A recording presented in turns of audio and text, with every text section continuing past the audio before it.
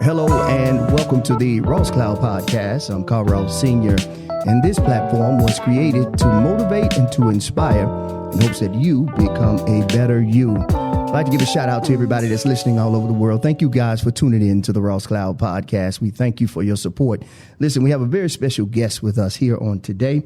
We have the one and only Mr. Antonio McCloud, who is a artist. I like to call him an artist because he can do so many different things, and I'm super excited to have him here. What's happening, Antonio? What's going on? Hey, man, long time no see, bro. Yeah, long time no see. I remember them days. Yes, sir. Yeah. Many years ago, man. But first, before we get started, man, the premise of the show, as stated before, is to help people become better. And, you know, as I was looking at your story, man, you have a very compelling story, Antonio. It's very interesting, man. And, you know, sometimes when you grow up and you're around each other, you never know where God is going to take those individuals that you see, you know, in your childhood. And then you become adults. And then it's like, wow, this dude has traveled throughout his lifetime, has done some amazing things. So before we actually jump into everything, let's start from the beginning, if you would. Where you from, Antonio? I'm from Winston-Salem, North Carolina. A Trey-fo. A Trey-fo. I was going to let you say it. Yes, sir, man. Listen, man, and along the way, man, I see where what school did you go to again, Antonio? I went to Glenn High School, and then in college I went to North Carolina A&T, but I graduated from WSSU. Okay, Ram in the building. Yeah. Yes, sir. Well, one thing about it, you know where you at. You know, you're right here in Aggieland, you know. But I paid my dues on the football field for Aggieland. Oh, did you really, man? What position? That's right, you did play ball. I played strong safety and linebacker. That's right. That's right. I remember. It's all coming back to me now.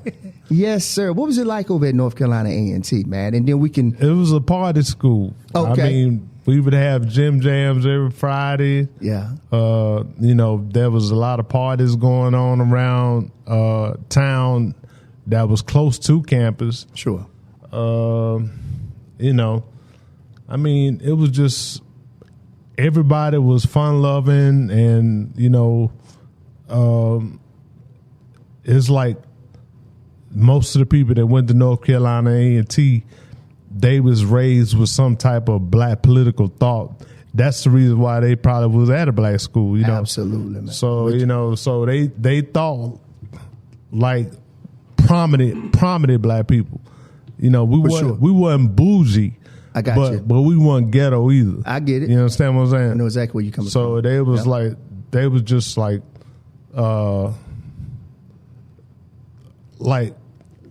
the type of people that will be in politics. Absolutely. Yeah. Absolutely. I love it, man. And then so later on, you went to Winston-Salem State University. What was your major?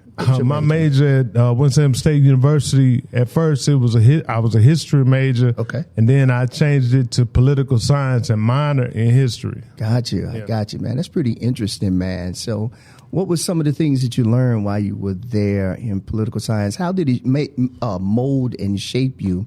And what was that journey like for you, Antonio? Well, my American government teacher taught a lot about the platform of politics. Yeah.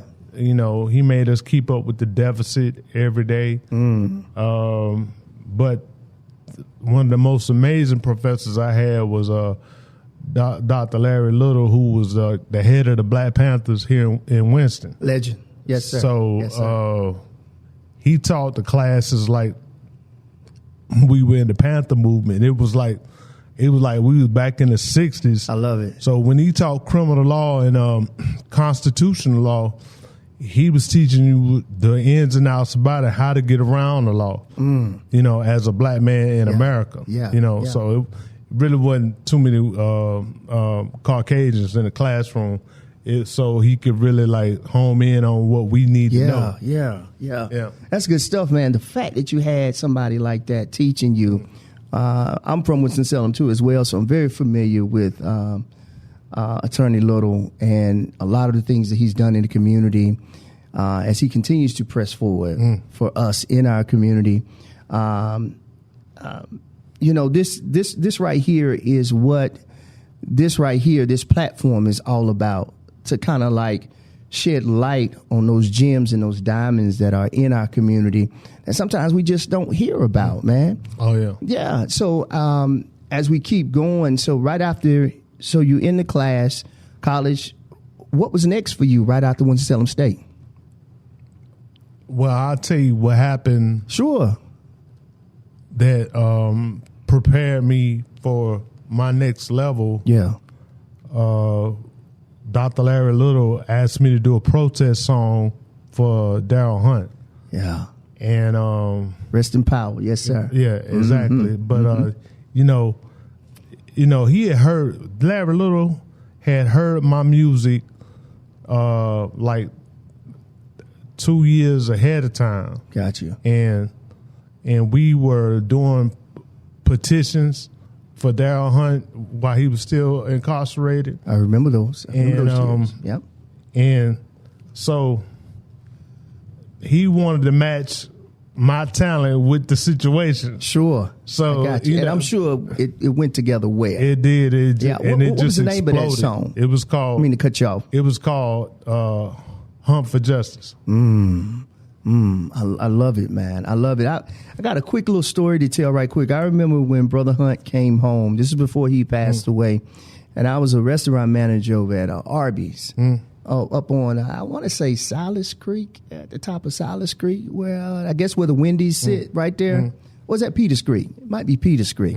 So I remember when he first came home, it was him and his beautiful wife at the time. And they came up. And they got some Arby's. They got some Arby's, man. Of course, he didn't pay for anything. I made sure he didn't pay for anything. And the one thing that I remember about Mr. Hunt is he was very peaceful, very, very quiet spoken. He gave the biggest smile that you knew this brother was just on a mission to bring about change. And he did in a sense. What was the name of that nonprofit organization that he had? If you can remember. I can't remember exactly what it was, but it was helping brothers transition from prison. I might be wrong. Could be right, though. It might be Daryl Hunt Foundation. I think you're absolutely right, yeah. See, the other thing that I want to tell you is that April, his wife, is actually my cousin. Blood cousin. Come on, man. Yeah. Talk it. So, yes, I love it. He was in good hands from the beginning. You know what I mean? Yeah, because she was a sweet lady, man, exactly. when they came in, man. So, I never forget he married her before I even got involved with the right case. On. You know what I'm saying? Yes, sir. Yes, sir. I absolutely love it, man. So you were head of this, was it a march that you guys did, Antonio? Well, it was when he was actually out on bond during. No, he was already freed, right? Okay, gotcha. And when Dr. King's birthday came up, it was an actual march. He was leading the march. Wow. Yeah, but I'm gonna tell you what happened before the trial. Please go ahead. What happened before the trial is that I used the music video that I did with the song to bring the people to the courtroom that day that he was exonerated. Gotcha. You know, so the students saw it. Maybe 1,000 students at WSSU saw the video. Yeah. Doing a talent show, which it was a protest song, and we was just trying to get people to come out to the courts and support. And so they got vans and carpooled to the courtroom. Every courtroom was filled, and they had television cameras in the courts where he was not at. Yeah, so.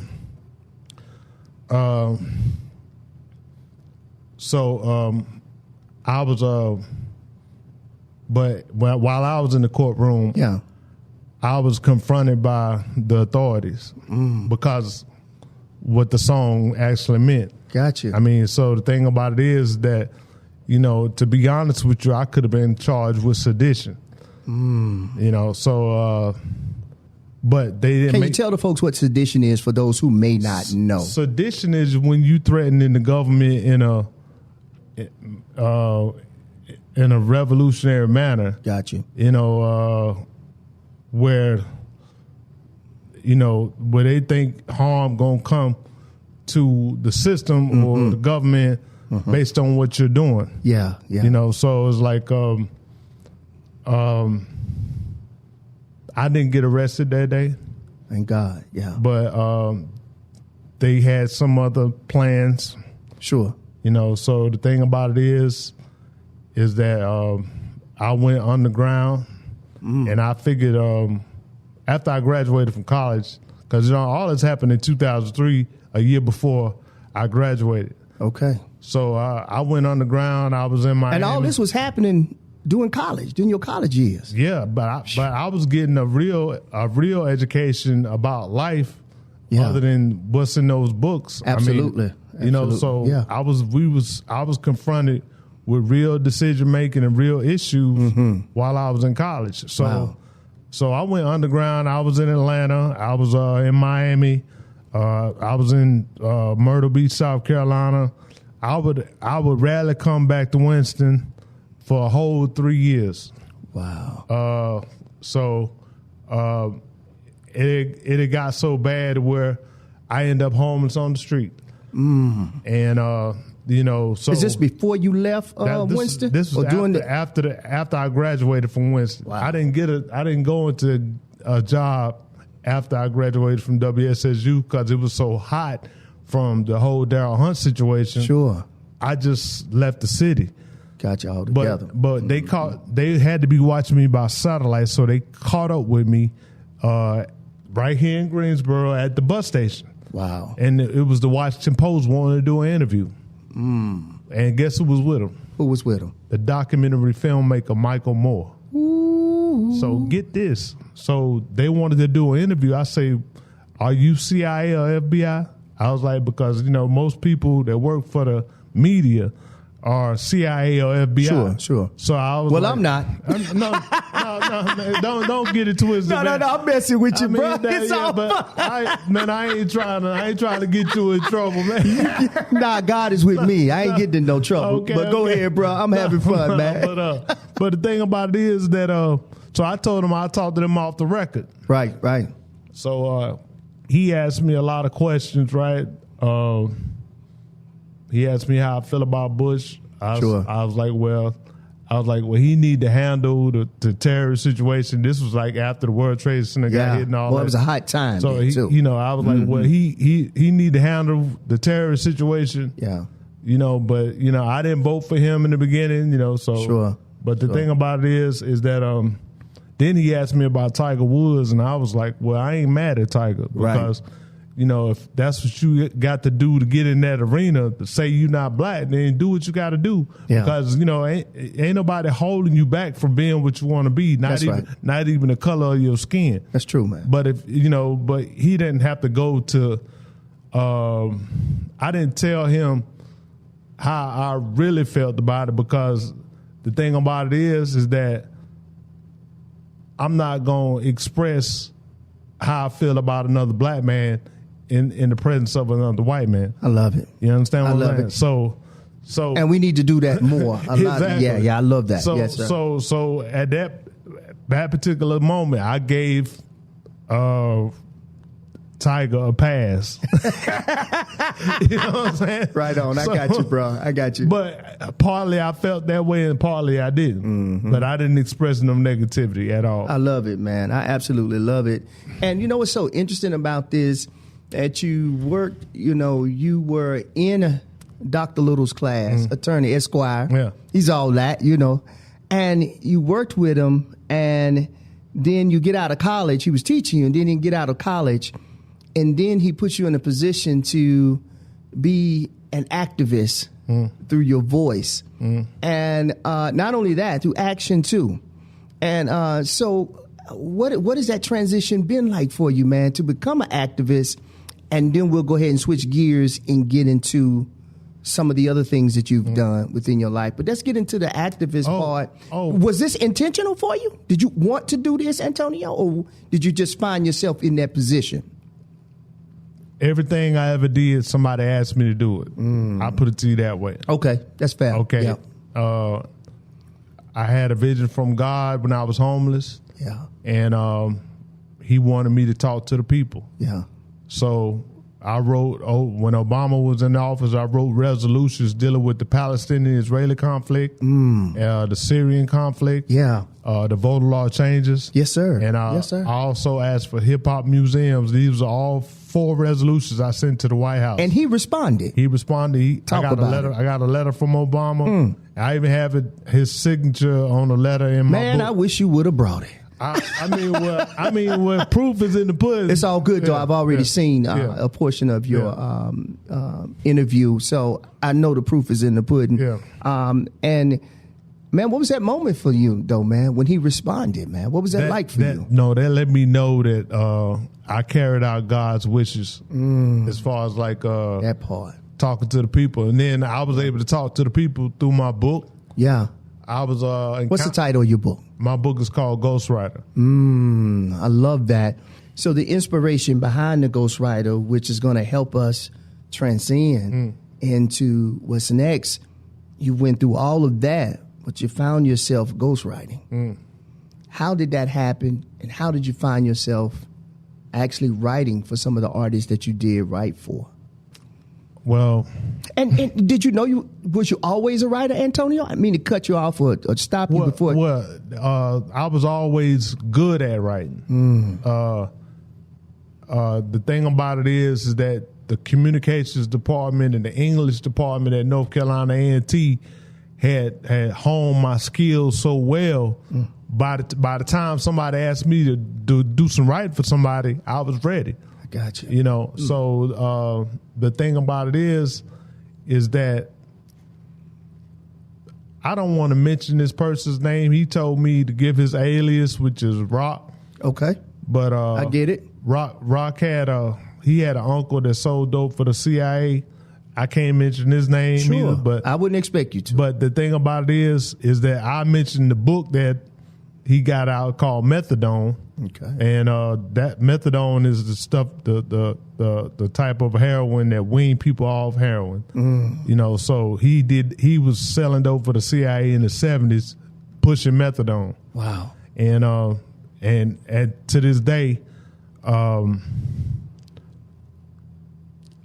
the guy from Murder Inc., Irv Gotti, is buying the rights to his story to make a movie. So, I mean, I'm connected to people like that. Absolutely. You know? So it's like, so Rock came to me about Notorious B.I.G. It ain't had nothing to do with Tupac at first, right? I got you. Now, So, what was this at? Well, the guy that sold dope for the CIA had a record store in Winston-Salem downtown. Okay. And his nephew worked for him. I got you. So the thing about it is that he came to me about Notorious B.I.G., telling me how Puffy was raping him on his publishing. Wow. And told me what happened financially, that P. Diddy bought $40,000 worth of publishing that was worth millions of dollars. Wow. And, you know, they was really like hustling big out of his publishing and marketing. Understood. So we hadn't figured out what I should do for him yet. Okay, I got you. But I came back and told him, I said, well, I can't help him legally or financially. Right. But whatever the situation is with those lyrics and the publishing, I could write some songs for him. Ah, so basically you switched it on him. I like that. I switched it on P. Diddy. That's what I'm saying. Yeah. Because he don't have no rights to that publishing if somebody else wrote it. I got you. Unless it's got to do with the music. I understood. So you found yourself writing for Biggie. That was the first. That was the first. But the thing about it is that I came back later and I told him, based on what happened at Quad City Studios with Tupac, I'm not going to leave Tupac out of the equation. I'm going to write for both of them. Okay, now which songs did you write for Biggie? Oh, man. Yes. I wrote 10 Crack Commandments, but the 10 Crack Commandments, I learned that from the people I was affiliated that sold dope for the CIA. Understood. You know, so okay, yeah. so it's a very interesting story. These young boys didn't know nothing about consignment. Right, right. It's very detailed. Those lyrics are very detailed. Yeah. So then I wrote Nobody Till Somebody Kill You. Great. And I wrote What's Beef. And the most important one I wrote was Long Kiss Goodnight, and I'm going to tell you why. Talk to me. Because I knew about Crips and Bloods, right? Sure.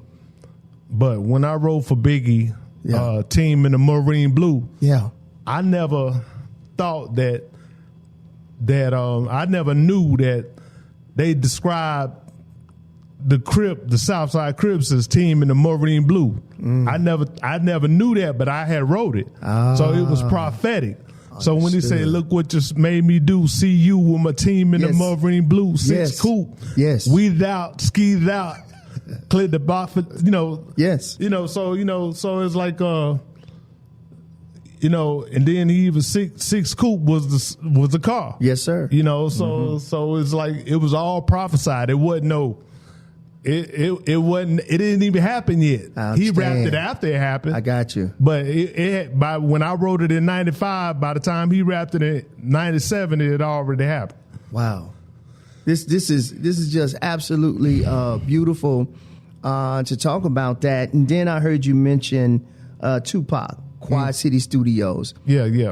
We know of the incident that happened over at Quad. Well, a lot of stuff. Okay, go ahead. A lot of stuff that I gave Biggie to rap was showing his involvement in that situation. Understood. And I don't think he had a choice on whether he was going to rap it or not, based on who I was dealing with. Okay, understood.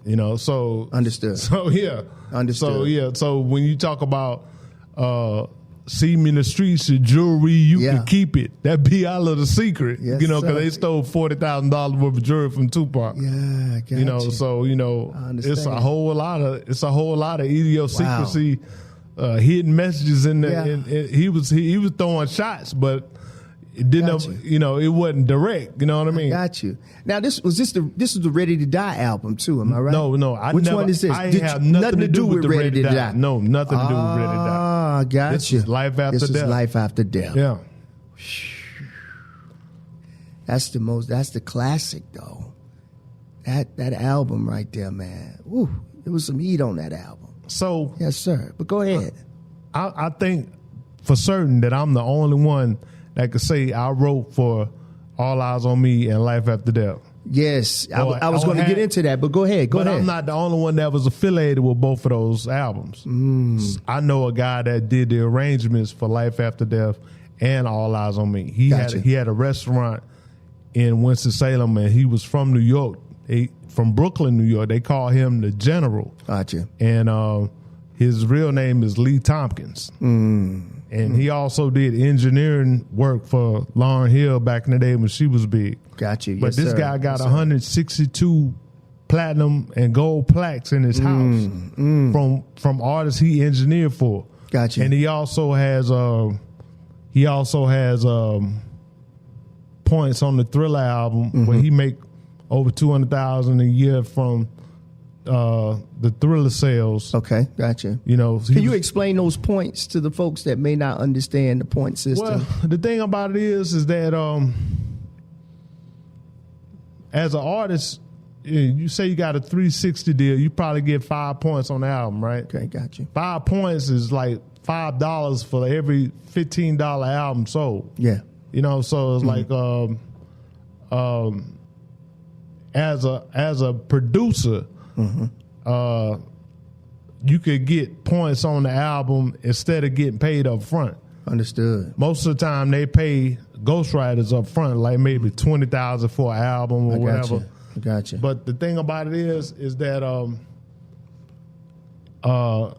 Lee Tompkins was an engineer, and Michael Jackson chose to give him points on the Thriller album. Understood. Yeah. Totally understand. Yeah. So. Gotcha. Yeah. So that's pretty much the business as it is. I got you. Yeah. So not only did you write for All Eyes on Me, you also wrote for Machiavelli. Am I right? Yeah. Machiavelli. And what albums? That's the most special one, though. I got you. What songs did you write on that one? It was Blasphemy, Hail Mary, Against All Odds, and Crazy. Gotcha. But the thing about it is that I showed Pac how to get back at everybody he was against. Understood. And I was like, man, just go ahead and put it out there. Just go ahead, go ahead and expose the people that's that you have problems with. Understood. But Understood. The thing about it is that before the Machiavelli album came out, his publicist invited me to a Wake Forest game and talked to me about the release of the Machiavelli album. Yeah. I gave a verbal consent for the album to be released. So did you relieve any publishing from that? Anything from that? The catch was she told me I had to sue Death Row to get paid, and I wasn't willing to do that. Oh no, not doing that time. So not doing that. Not maybe later, but not doing that. But time. but the feds confiscated my copyright and my publishing before. 6 years after. Understood. And then they got paid. But then I got some more VA benefits and I got paid. And you got paid. Which was the blessing for you. Cause I don't know if it was really a blessing. I think that based on what they made from it, they'll say, oh, well, we could take care of him for the rest of his life. I see your point. So, yeah. No. It's all federal, Yeah. It still was good for you. Yeah. Well, that's so very, very interesting, Antonio. And I appreciate you for being an open book and being as transparent as you could be, because some of the things that you were talking about is, it's touchy, right? Mm-hmm. So as we continue this conversation, were you ever fearful at any moment during this time when all of this stuff was happening? I was in fear talking to the feds for 3 months. They made me, and then they scared me and told me sign the contract. They're releasing the copyright and the publishing. So Understood. I was afraid then. Sure. That was early 90s. No. Was this later on? I talked to his publicist in 96 when Pop passed. But then understood. I talked to the feds in 2002. Mm-hmm. Understood. Before the 7 years was up to be able to sue. Understood.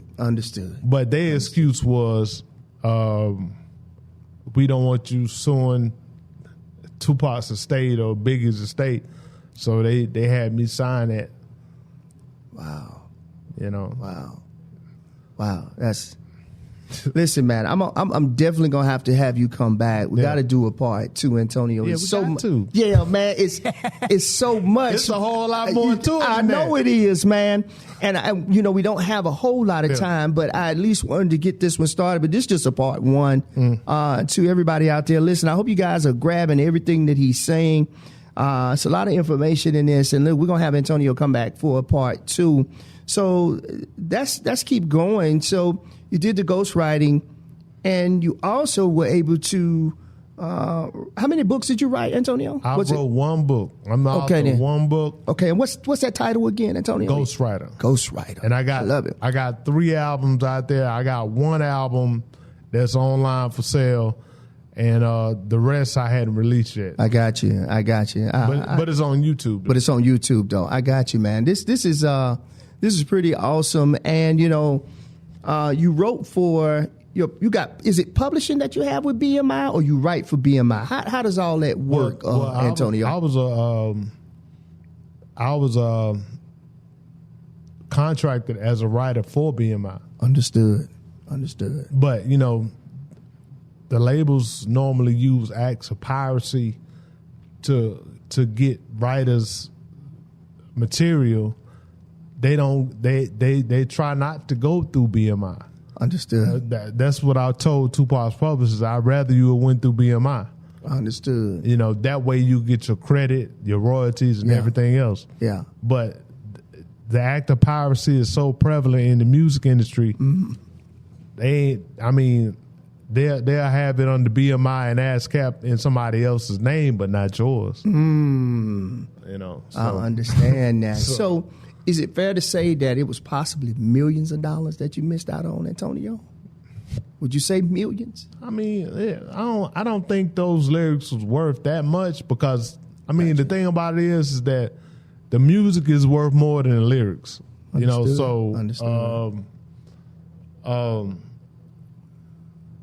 the type of royalties I would have received over the years, I don't really know how much it's worth. Okay. All I know Understood. is that if I live long enough, I'll get what it's worth. Because Understood. if in the next 20 years, if I collect the money I'm collecting from the VA and Social Security, Yes, sir. I'll be the accumulated $2 million. I love it. So I love it. Listen, Antonio, this has really, truly been an interesting conversation. We're going to do a part 2, bro. Yeah. I'm definitely going to have you back.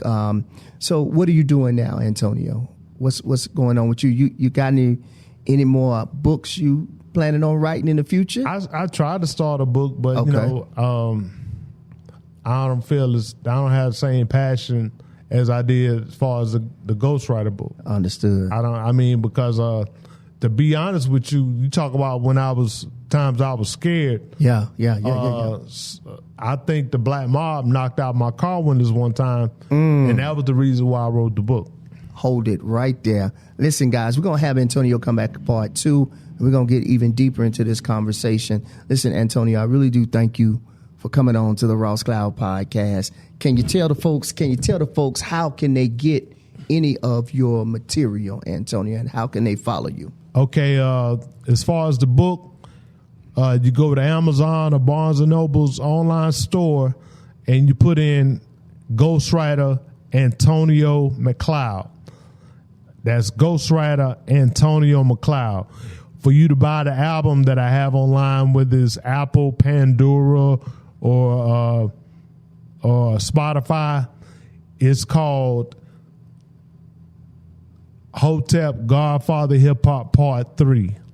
That's Hotep Godfather Hip Hop Part 3. And the reason why I call myself the Godfather is because I wrote for the best in the game. I love it. Listen, you heard it first here on the Ross Cloud podcast. And listen, keep it locked and stay tuned for part 2 of this conversation with Mr. Antonio McCloud. Listen, this is the Ross Cloud podcast.